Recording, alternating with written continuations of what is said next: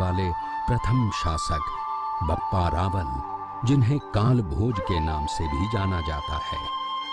इन्होंने सिंधु नदी की पश्चिम की ओर से बढ़ते आक्रमणों को सदियों तक रोके रखा।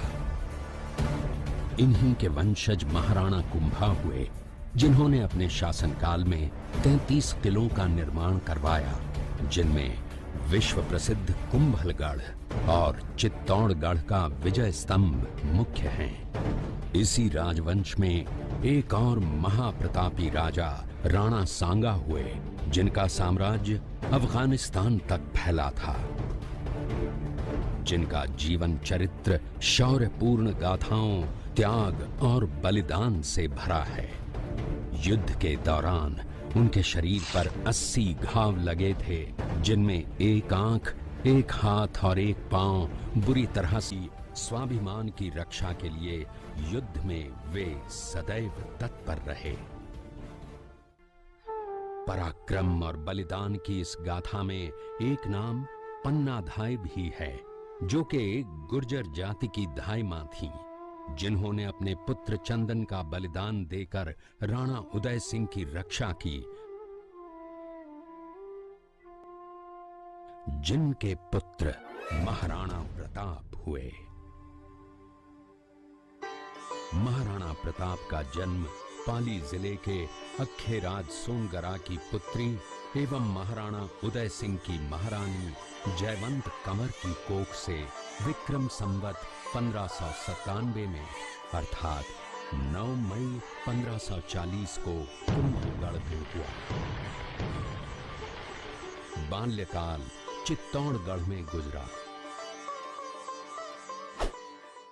करीब 17 वर्ष की आयु में ही प्रताप का विवाह अजबंदे कंवर के साथ हुआ।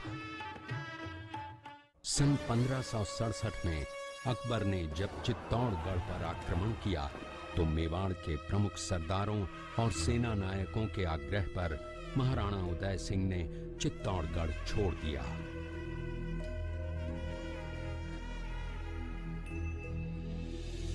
मुगलों के प्रति उनमें घृणा के भाव जागृत हो गए।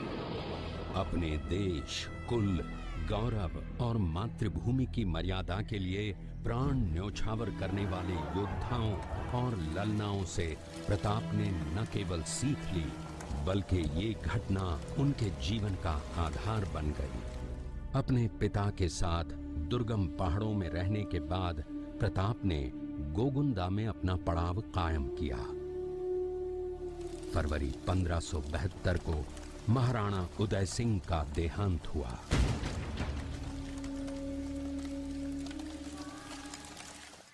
प्रताप की ज्येष्ठता और योग्यता को ध्यान में रखते हुए सरदारों ने उनको राजगद्दी पर आसीन किया। होली के दिन उनका गोगुंदा में राज तिलक हुआ।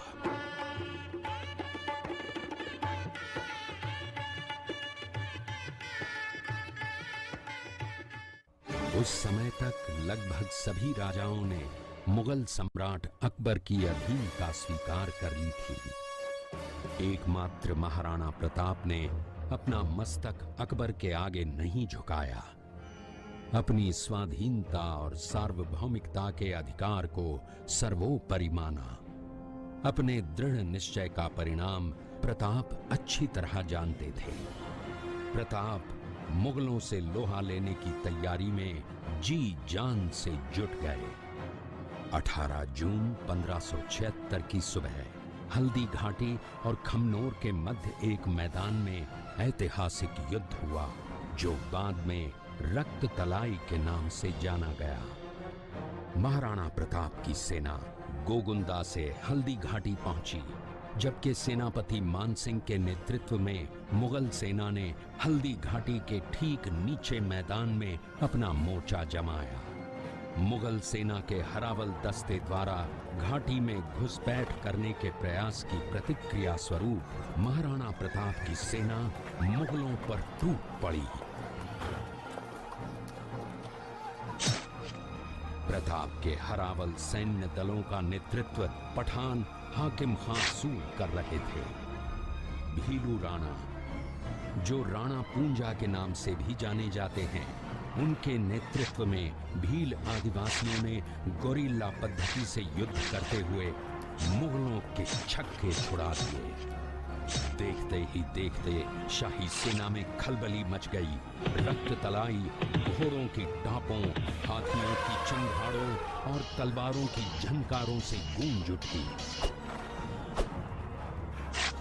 चारों तरफ हाहाकार मच गया।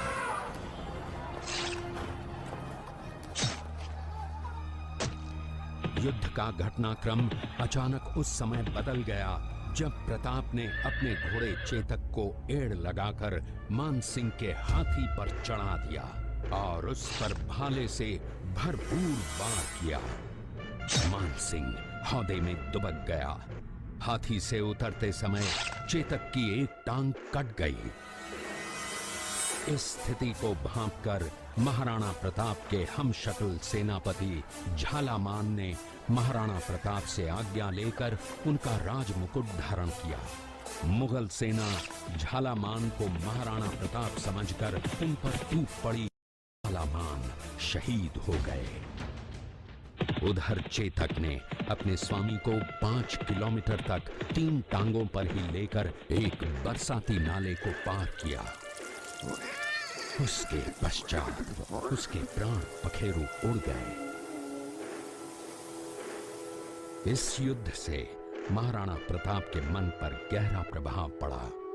परिणाम स्वरूप उन्होंने मुगलों पर विजय प्राप्त करने तक राजसी ठाट बाट छोड़ने और पत्तों पर भोजन करने का प्रण लिया, जिसे उन्होंने जीवन भर निभाया।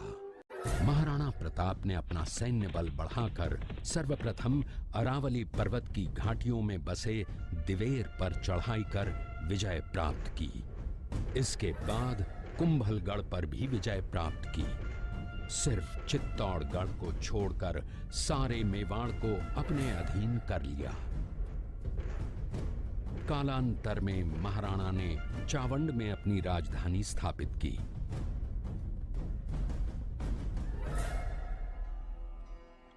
19 जनवरी 1597 को राणा प्रताप ने मात्र 57 वर्ष की आयु में इस संसार से प्रयाण किया।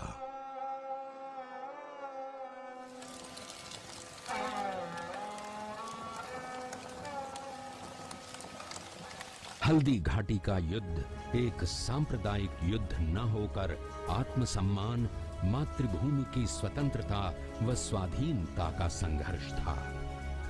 इसका प्रमाण ये है कि जहां पर अकबर की सेना के सेनापति जयपुर के राजा मानसिंह थे, वहीं पर महाराणा प्रताप की सेना के सेनापति काबुल के हाकिम खां सूर थे।